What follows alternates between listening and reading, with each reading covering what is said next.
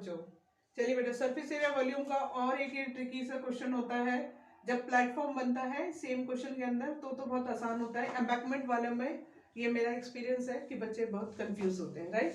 ये आपके पास question given है, ये 9th 10th दोनों में आता है ये 10th क्लास की एनसीईआरटी का क्वेश्चन, लेकिन ये 9th क्लास के अंदर भी ये, क्योंकि दोनों के सेम होते हैं, बिल्कुल सेम, बिल्कुल सिंपल सा क्वेश्चन है, तो ये 9th क्लास के अंदर भी आता है, कॉमनली आने वाला क्वेश्चन है ये।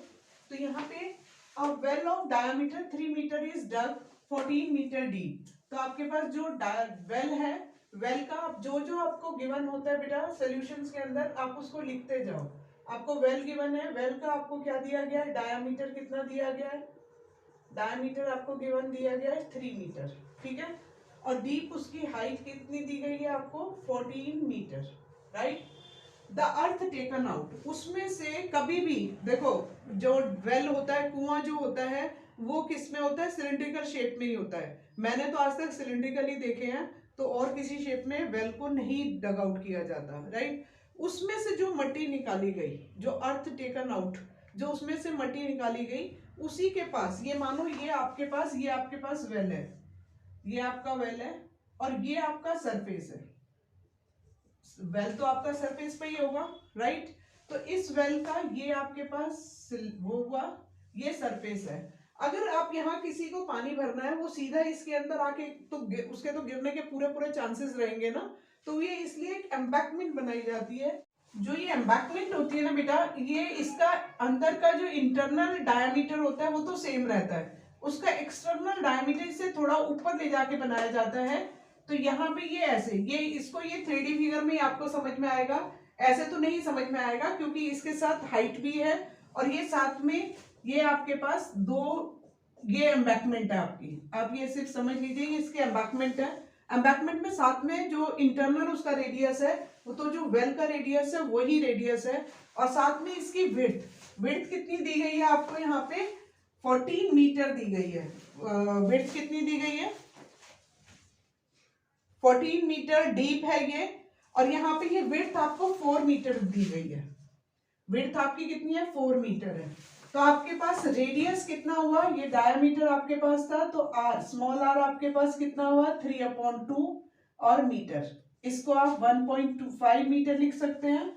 इस 1.5 के अंदर आपकी जो आर, कैपिटल आर आपकी कैसे आएगी, कि ये जो स्मॉल आर है, जो ये इसकी रेडियस दी गई, इसमें अगर इसकी विड्थ को ऐड कर दिया जाएगा तो आपकी क्या आ जाएगी, उसकी एक्सटर्नल रेडियस आ जाएगी।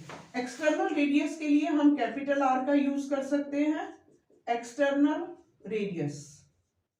एक्सटर्नल रेडियस के लिए हम कैपिटल आर का यूज कर लेते हैं, जिसके अंदर 1.5 प्लस 4 करेंगे तो कितना आ गया, 5.5 मीटर, ठीक है। आपकी इंटरनल रेडियस कितनी है, 5.5 मीटर, और एक्सटर्नल रेडियस कितनी है, 1.5 है, और ये एक्सटर्नल कितनी है, 5.5 मीटर है, राइट।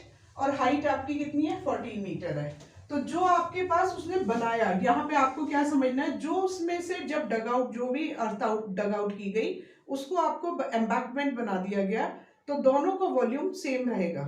आपने एक में से निकाला, उसी को पूरा पूरा, बहुत इकोनॉमिकली चल रहे हैं कि उसी को पूरी, उसी आपका जो डग आउट को, उसी मिट्टी को उन्होंने यूज किया और उन्होंने एम्बैकमेंट बना दिया।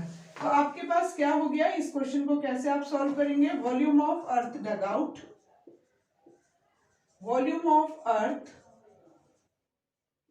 डग out is equal to area of, यहाँ पे area of ring, volume of embankment की जगह आप सीधा क्या लिख लो बेटा, area of ring into height. Area of, क्योंकि एम्बैकमेंट के चारों तरफ जब कभी भी, जहां कहीं भी ये इस तरह से क्वेश्चन आपको रिंग की फॉर्म में आ जाए और उसके साथ उसकी हाइट भी हो, तो जो एरिया ऑफ एम्बैकमेंट होगा, जो वॉल्यूम ऑफ एम्बैकमेंट होगा, वो क्या होगा, area of ring into height. अब यहाँ पे volume of earth dug out के लिए आपके पास कितना हो गया, वॉल्यूम ऑफ अर्थ, ये इसमें एक सिलेंडरिकल शेप में है, पाई, आर कितना है आपके पास, 3/2 लिखना है, 3/2 भी लिख सकते हैं, 1.5 भी लिख सकते हैं, 3/2 पाई आर स्क्वायर, और एच कितना है आपके पास 14, और ये किसके अंदर आ रहा है, एरिया ऑफ रिंग आपके पास कितनी हुई बच्चे, इसके अंदर एरिया ऑफ रिंग के अंदर आपके पास pi r square minus r square. Area of ring का ये फॉर्मूला होता है। ये फॉर्मूला डेरिवेट क्यों होता है? अगर आपने लिखा pi r square minus pi r square, आपका पास area of external diameter minus area of internal diameter, pi दोनों में कॉमन होता है, इसलिए ये r square minus r square आ जाता है। यहाँ पे area of external diameter minus area of internal diameter radius, तो ये आपके पास पाई कॉमन हो गया और हाइट आपको क्या करनी है, फाइंड करनी है। अब यहाँ पे देखो, यहाँ पर मेरे को 22/7 भी मैंने लिखती और पाई लिख देती, तो दोनों साइड मेरा पाई से पाई क्या हो गया, कैंसिल हो गया, राइट। तो ये कितना आ गया, यहाँ पे आर आपके पास कितना है 5.5 स्क्वायर, और ये कितना है आपके पास 1.5 स्क्वायर इंटू एच। इसको ऐसे रखिए आप। कभी भी ए स्क्वायर माइनस बी स्क्वायर, दो नंबरों पे ए स्क्वायर, तो आप ए स्क्वायर माइनस बी स्क्वायर की आइडेंटिटी को पुट कीजिए, ए प्लस बी और ए माइनस बी, राइट। 5.5 प्लस 1.5 और 5.5 माइनस 1.5 इंटू हाइट।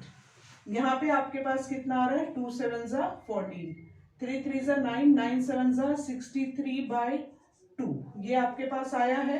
और यहाँ पे आपने 63, ये 5 प्लस 5 कितना हो गया, 10 का 0 कैरी ओवर 1, 1/2, 2 और 5 7, 5.5 में से तो ये 4 हो गया, और आपको क्या करनी है, फाइंड हाइट 63/2।